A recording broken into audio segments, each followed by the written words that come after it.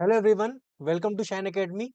आज हमको सॉल्व करना है परम्यूटेशन एंड कॉम्बिनेशन का ये सवाल, जिसमें कि हमको एग्जामिनेशन वर्ड्स में से 4 लेटर्स के वर्ड बनाने हैं और उनके टोटल कॉम्बिनेशन और परम्यूटेशन बताने हैं। अगर आपको ये सवाल आता है तो कमेंट में फटाफट से इसका आंसर बताइए।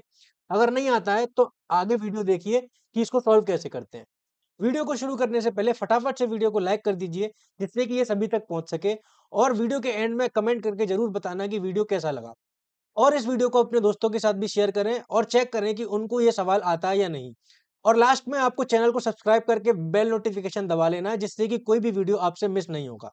इसके अलावा अगर आपको कुछ बात करनी है या आपकी कोई डाउट है तो आप मुझे इंस्टाग्राम पर फॉलो कर सकते हैं, लिंक डिस्क्रिप्शन में आ रही होगी।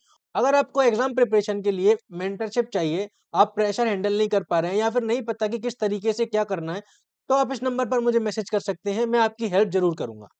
अब आप यहाँ पे देख सकते हैं कि एग्जामिनेशन जो वर्ड है उसमें हम देखते हैं कि E X A M I N. अब ए रिपीट हो रहा है तो मैं उसको इधर लिख देता हूँ। फिर उसके बाद आई भी रिपीट हो रहा है तो मैं उसको यहाँ पे लिख देता हूँ। एक टी आ रहा है और एक ओ आ रहा है और एक एन वापस से रिपीट हो रहा है। इस तरीके से आप देख सकते हैं कि टोटल 8 लेटर्स तो ये हैं और 3 लेटर्स ये हैं। टोटल 11 लेटर्स हमारे पास हैं, जिसमें से 3 जो लेटर्स हैं वो रिपीट हो रहे हैं। अब इसमें से हमको टोटल 4 लेटर्स के वर्ड बनाने हैं। तो आप देखिए कि यहाँ पे हमको 3 केस लेने पड़ेंगे, क्योंकि 4 लेटर अगर आप रेंडमली लेते हो तो हो सकता है उसमें एक पेयर उठ के आ जाए, हो सकता है उसमें दोनों पेयर उठ के आ जाए, और हो सकता है उसमें एक भी पेयर ना आए। तो इसीलिए हमको तीनों केस कंसिडर करने पड़ेंगे। और अगर आप तीनों केस अच्छी तरीके से कंसिडर कर लेते हो तो आपका आंसर आ जाएगा।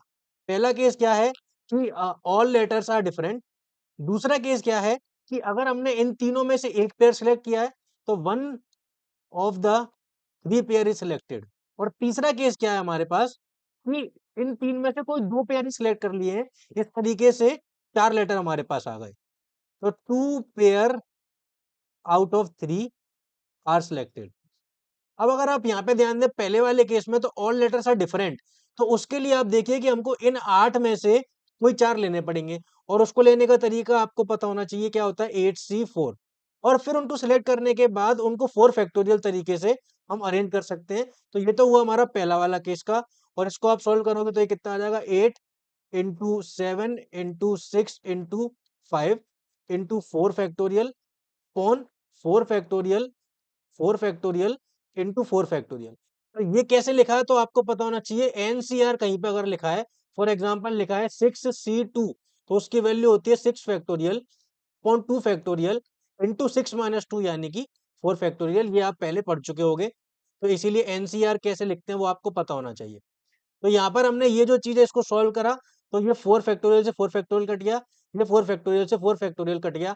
और यहाँ पर हमारे पास आ चुका है 8 into 5 40 into 42, जिसको कि सॉल्व करेंगे तो वो आ जाएगा 0 और ये आ जाएगा 168। पहले वाले केस के हमारे पास टोटल आ रहे हैं 1680 सेकंड वाले केस की बात करते हैं तो इसमें हमको कोई तीन में से एक पेयर लेना है। तीन पेयर कौन से, एक तो ए का पेयर है, एक आई का पेयर है, एक एन का पेयर। तो इसके लिए हमको क्या करना पड़ेगा कि हमने तीन में से कोई एक पेयर ले लिया, 3C1। अब मान लीजिए कि वो कोई भी एक पेयर आ सकता था रैंडमली, हमने मान लीजिए कि ए का लिया। तो अब देखिए कि ए का जो लेटर है वो इधर से जा चुका है और इधर से भी जा चुका है।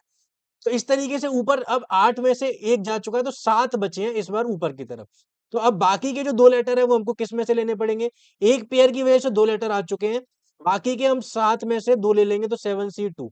अब इनको रीअरेंज करने के लिए आप देखिए कि हमारे पास टोटल कितने लेटर्स है, 4 लेटर है। और उनको रीअरेंज करने के लिए 4 फैक्टोरियल अपॉन हमको क्या करना पड़ेगा, 2 फैक्टोरियल। क्योंकि जब रिपीटेशन होता है तो हमको जितने वर्ड्स रिपीटेड हो रहे हैं उनका डिवाइड लगाना पड़ता है, भी जाके वो जो रिपीटेड वाले केस हैं वो एक्सक्लूड होते हैं। ये चीज आप पीएनसी में सीख चुके होंगे। तो इसीलिए ये जो वैल्यू है इसको भी हम सॉल्व कर लेंगे। ये कितना आ जाएगा, 3 into 7 into 6 upon 2 multiplied by 4 into 3 into 2 factorial upon 2 factorial. तो ये इससे कट गया और ये इससे कट जाएगा 2 टाइम्स। तो ये वैल्यू हमारे पास आ जाएगी 3 into 7 यानी कि 21, 21 into 36। तो ये आ रहा है 21 into 36। इसको सॉल्व कर लेते हैं तो ये आ जाएगा 36, 6 की 3 कैरी, और 36 into 2 72, 72 यानी कि 756। ये केस आ चुके हैं। अब आखिरी बार अब तीसरा केस बचा जिसमें कि हमको 3 में से 2 पेयर लेने हैं।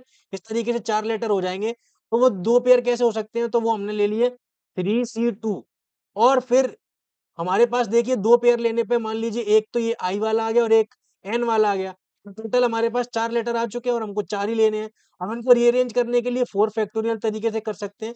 बट क्योंकि इस बार I और N दोनों रिपीट हो रहे हैं तो 2 फैक्टोरियल दोनों का हमको लगाना पड़ेगा तो 2 फैक्टोरियल लगाएँगे तो ये वैल्यू कितनी आ जाएगी 3 इंटू 4 फैक्टोरियल यानी कि 4 इंटू 3 इंटू 2 अपॉन 2 इंटू 2 तो ये 2 से 2 गया और ये इससे गया 2 टाइम्स तो ये कितना आ गया 3 इंटू 3 9 2 जार 18 तो ये वैल्यू कितनी आ गई 18 टोटल हमारे पास कितने बन गए 1680 प्लस 756 प्लस 18 तो ये वैल्यू कितनी आ जाएगी 864 की 1 कैरी और 8 और 5 13 14 5 की 1 कैरी और ये 4 और ये 2 तो इस तरीके से 2454 जो है वो करेक्ट आंसर है। ये एक बहुत ही अच्छा क्वेश्चन है अगर आप टीएनसी को रिवाइज करना चाहते हैं। तो वीडियो कैसा लगा आप लोग कमेंट करके जरूर बताना। मुझे उम्मीद है कि आपको जो सॉल्यूशन है वो समझ में आया होगा। तो आज के वीडियो के लिए इतना ही। अब हम मिलेंगे अगले वीडियो में। जब तक के लिए बाय बाय।